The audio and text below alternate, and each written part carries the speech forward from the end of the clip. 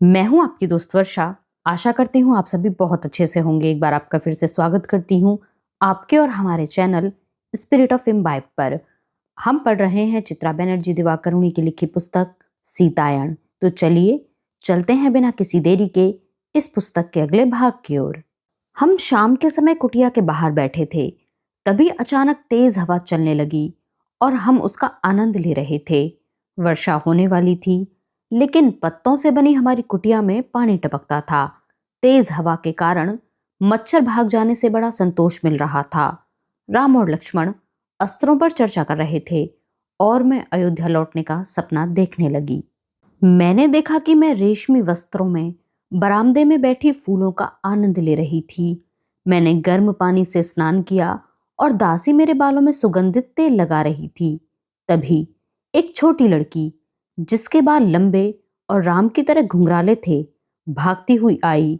उसके पीछे दासी भी क्षमा मांगती दौड़ी। फिर वह लड़की मेरी गोद में बैठ गई। उसे ले जाने का प्रयास किया गया तो उसने मेरी गर्दन में बाहें डाल ली और मुझे कसकर पकड़ लिया। तभी हलचल हुई और मेरा सपना टूट गया। मेरे सामने वही तालाब वाली लड़की खड़ी थी, किंतु इस बार वह एकदम अलग नजर आ रही थी। उसने सफेद फूलों की माला पहनी थी। उसके गले और कलाइयों में फूल चमक रहे थे। उसकी नाक, कान और बालों के फूल दक्षता के साथ गूंथे गए थे। ऐसा लगता था कि वे फूल वहीं उगे थे। उसने साड़ी जैसा वस्त्र पहना था जो उसके शरीर पर कसकर लिपटा हुआ था। उसकी लंबाई घुटनों तक थी और उसे बार बार खींचकर नीचे कर रही थी।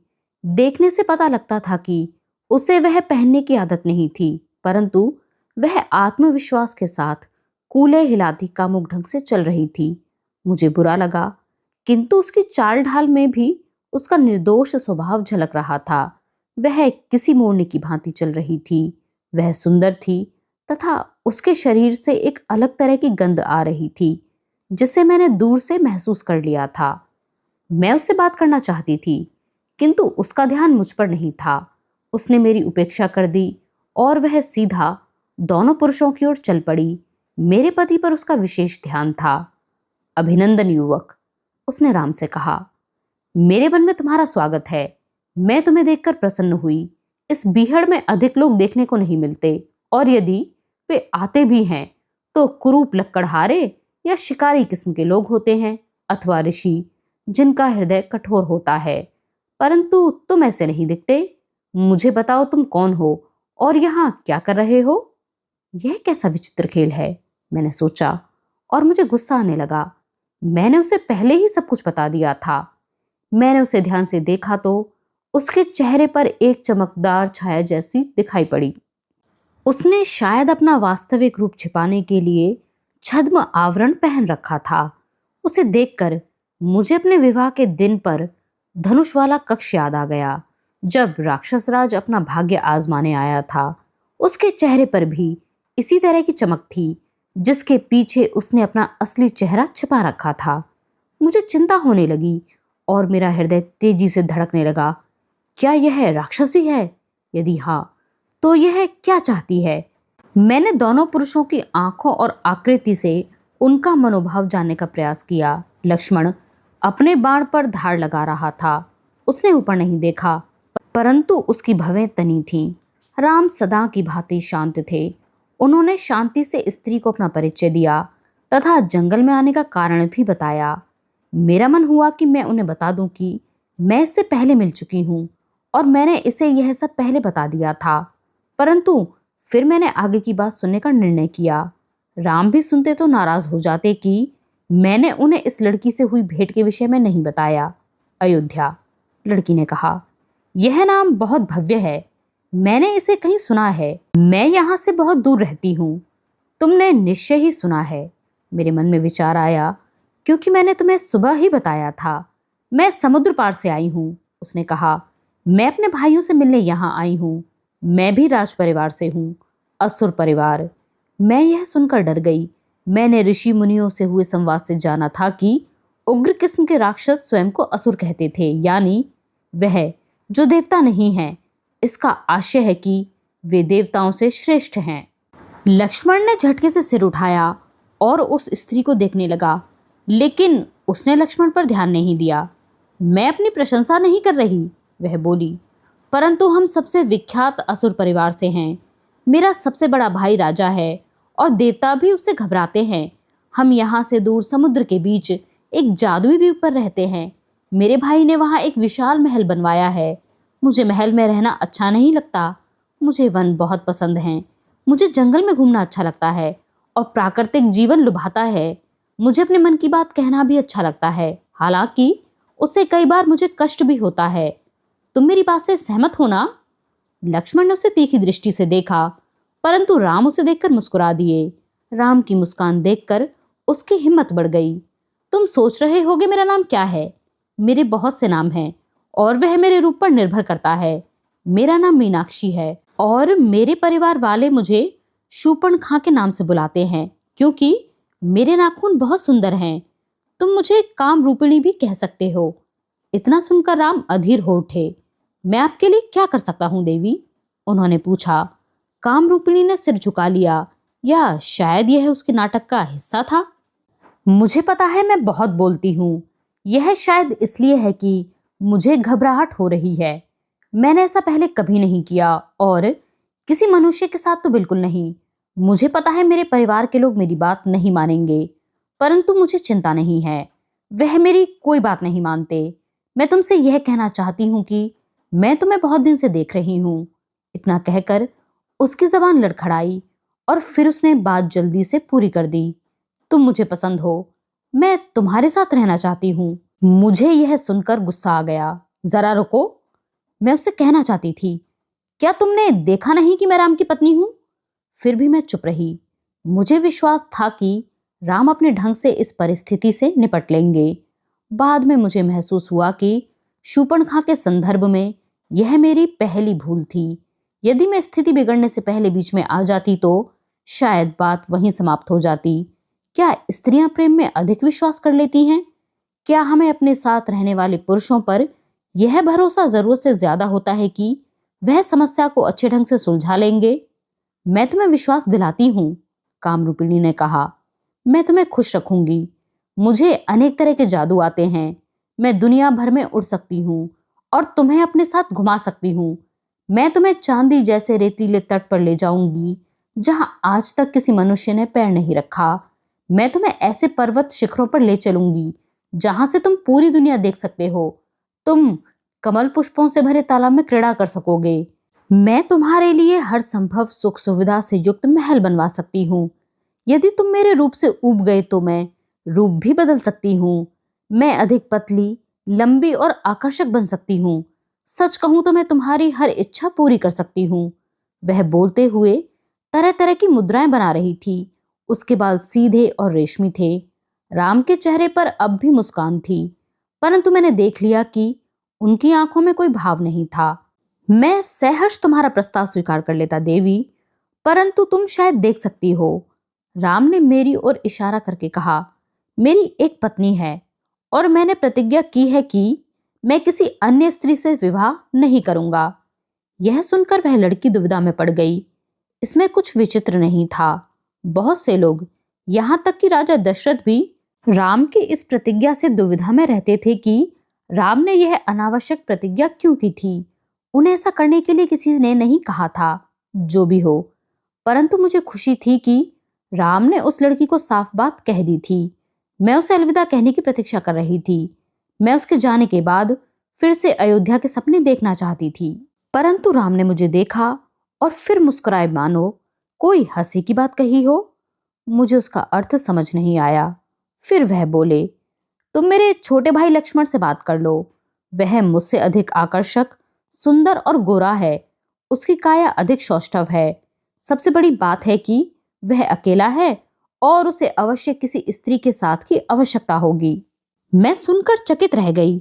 यह सच था कि लक्ष्मण ने एक पत्नी रखने की प्रतिज्ञा नहीं की थी, परंतु फिर भी मुझे अपनी बहन के बारे में सोचकर बुरा और राम की संवेदनहीनता पर आश्चर्य हो रहा था। मैं दुविधा में थी। राम को ऐसा मजाक करने की आदत नहीं थी। वह आखिर क्या सोच रहे थे? शूर्पणखा परेशान हो गई। उसने लक्ष्मण को देखा, परंतु लक्ष्मण राम को घूर रहा था। फिर मैंने देखा दोनों भाइयों के बीच आंखों में कुछ बात हो गई। लक्ष्मण के हाव भाव अचानक बदल गए और मुझे आभास हो गया कि दोनों भाई दो शरीर और एक प्राण थे। उन दोनों में जबरदस्त तालमेल था। क्या मैं राम के साथ कभी ऐसा सामंजस्य स्थापित कर पाऊंगी? शायद नहीं। मुझे यह सोचकर दुख हुआ, किसी से प्रेम करने पर यह जरूरी नहीं कि आप उसे समझ भी पाएंगे। मुझे दशरथ और कैकई को याद करके ऐसा लगा कि किसी से बहुत प्रेम करने पर भी क्या हम उस व्यक्ति को स्पष्ट रूप से देख नहीं पाते? लक्ष्मण ने हाथ जोड़कर काम रूपिणी का अभिवादन किया। मैं आपका सम्मान करता हूँ सुंदरी, परंतु मैं अपने भाई का सेवक हूँ। आप इतने वैभवशाली परिवार से हैं, तो आप किसी सेवक को अपना पति क्यों बनाना चाहती हैं? आपको तो स्वयं स्वामी मिल सकते हैं। आप एक बार उनसे फिर पूछिए। मुझे विश्वास है कि वह अवश्य आपके आकर्षण पर मुग्ध हो जाएंगे। लड़की रुककर अनिश्चित दृष्टि से देखने लगी। फिर वह राम की ओर बढ़ गई। क्या उसने यह नहीं देखा कि दोनों भाई उसका मजाक उड़ा रहे थे? राम और लक्ष्मण को ऐसी क्रूरता नहीं करनी चाहिए थी। मैं मानती हूं कि वह लड़की सीमा का उल्लंघन कर रही थी और उसे किसी अनजान पुरुष के सामने स्वयं को समर्पित नहीं करना चाहिए, परंतु असुरों के लिए शायद व्यवहार के नियम अलग होंगे। कुछ भी हो, उसे इस तरह परेशान करना उचित नहीं था।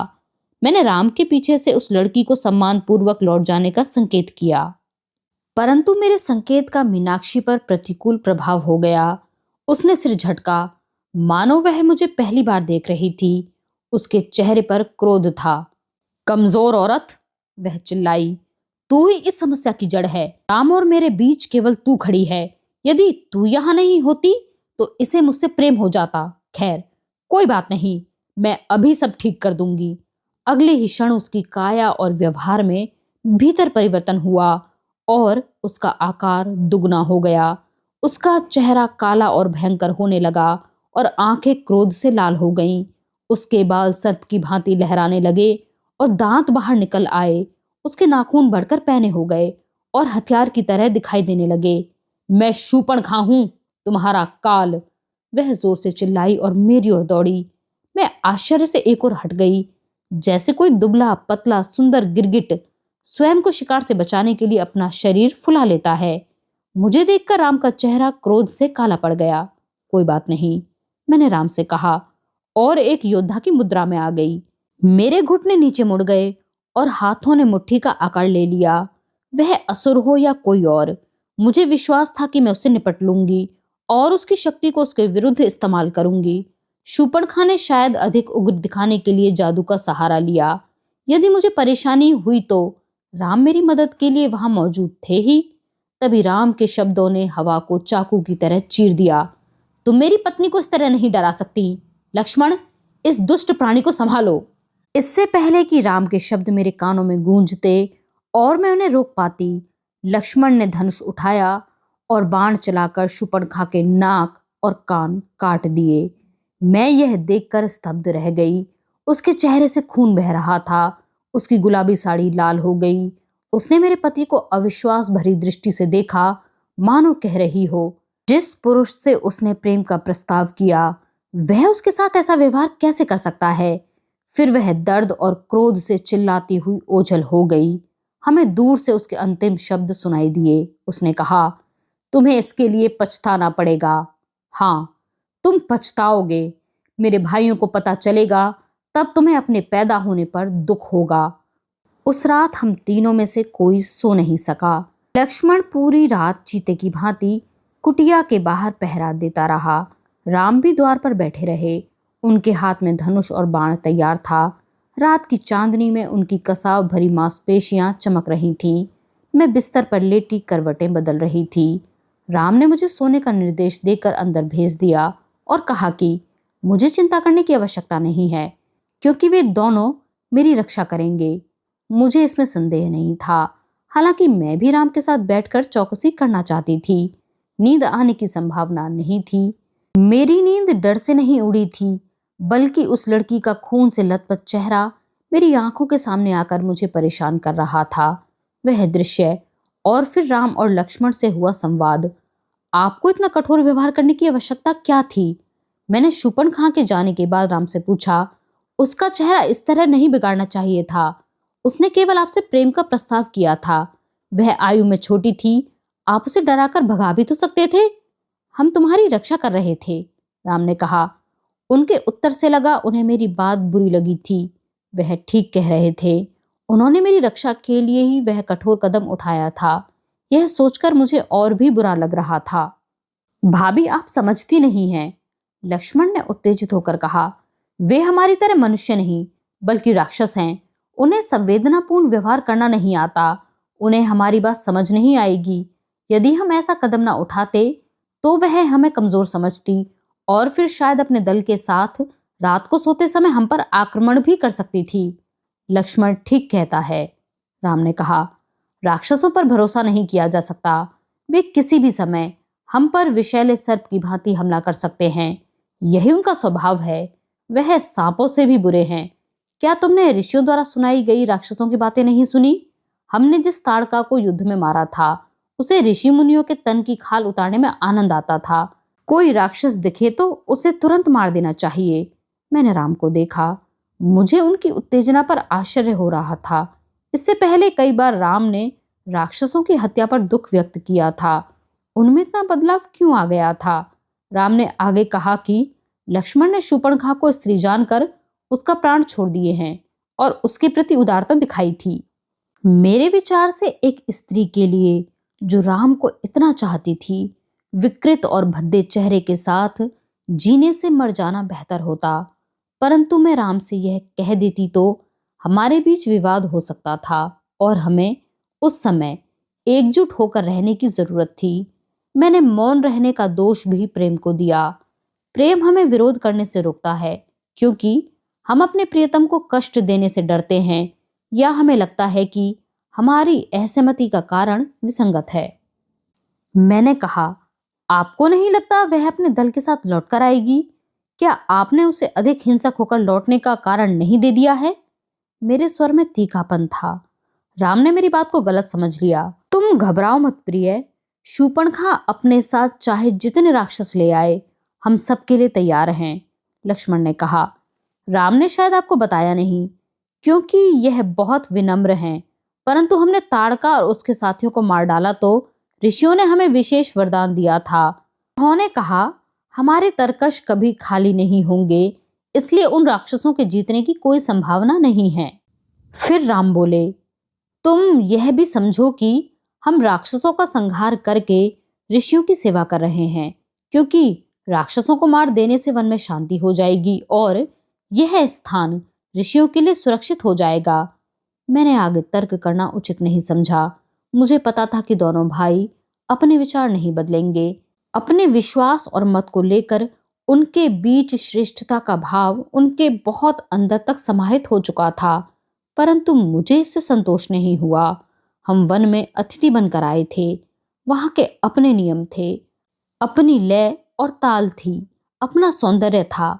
वह स्थान हमसे अधिक राक्षसों का था।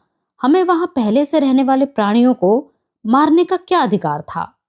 राम और लक्ष्मण का अनुमान सही था। शीघ्र ही रात के अंधेरे में चांद छिप जाने के बाद राक्षस बड़ी संख्या में आ गए। यह उनके जादू का असर था या फिर उन्हें प्राकृतिक चक्र की जानकारी थी। उन्होंने इस ज्ञान का लाभ उठाया। लक्ष्मण ने एक ऊंचे पीपल वृक्ष में बहुत से अग्निबाण छोड़े जिससे वह वृक्ष जल गया। उसके जलने के बाद से मुझे बहुत कष्ट हुआ। फिर हमें वे सब राक्षस दिखाई देने लगे। वे एक के बाद एक हमारे सामने प्रकट हो रहे थे। उनकी काली त्वचा पर सफेद रंग लगा था। उनके मुख क्रोध से खुले थे और वह चिल्ला रहे थे।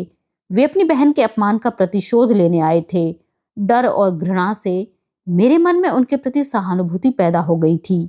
यदि मैं उनकी जगह होती तो क्या मैं भी ऐसा नहीं करती? राक्षस एक के बाद एक मरते गए। उनके शरीर से आत्मा निकलती तो वे दर्द से चिल्लाते थे। राम और लक्ष्मण को ऋषियों ने जो भी कहा, परंतु मुझे विश्वास था कि राक्षसों में भी आत्मा होती है। सुबह होने पर मैं बाहर निकली तो सामने भीषण संहार का दृश्य देखकर मेरा मन भयभीत हो उठा। मृत राक्षसों के चेहरे के भाव मानव सैनिकों के चेहरों से अलग नहीं थे।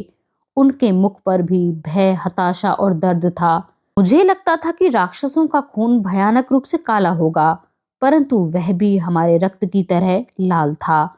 रक्तपात के कारण वन प्रदेश का दूर दूर का हिस्सा रक्त रंजित हो चुका था, परंतु उनके रक्त के स्पर्श से वहां के सब पौधे और घास, यहाँ तक के सैकड़ों वर्ष पुराने वृक्ष भी मुरझाकर सूख गए थे। हमें यह स्थान छोड़ना होगा, राम ने कहा। इनके शव जलने से विषैला धुआं निकल सकता है। राम का कहना सही था। मेरा सिर घूमने लगा था और दुर्गंध बहुत भयानक थी। फिर भी मुझे लगा हमें उनके लिए कुछ करना चाहिए। मैं जानती हूं उन्हें मारना आवश्यक था। उन्होंने हम पर आक्रमण किया था। मैंने राम से कहा, क्या हमें इनके शव का कुछ नहीं करना चाहिए? क्या हम मनुष्य शत्रुओं की भांति इनका अंतिम संस्कार नहीं करेंगे? ये सम्मान के अधिकारी नहीं है, लक्ष्मण ने कहा। राम का दृष्टिकोण अधिक व्यवहारिक था। उन्होंने कहा, इनके सड़े गले शव को यदि जलाया गया तो जंगल में आग लगने का खतरा है। मैंने उनकी बात मान ली, किंतु जाने से पूर्व मैंने उन शवों की परिक्रमा की। मैंने नाक को साड़ी से ढक लिया, क्योंकि उनमें से दुर्गंध आ रही थी। मेरी आंखें किसी को खोज रही थीं। हाँ, मेरी दृष्टि शूर्पणखा को खोज रही थी। मैंने तय किया कि मैं उसका अंतिम संस्कार अवश्य करूंगी, परंतु उसका शव नहीं था।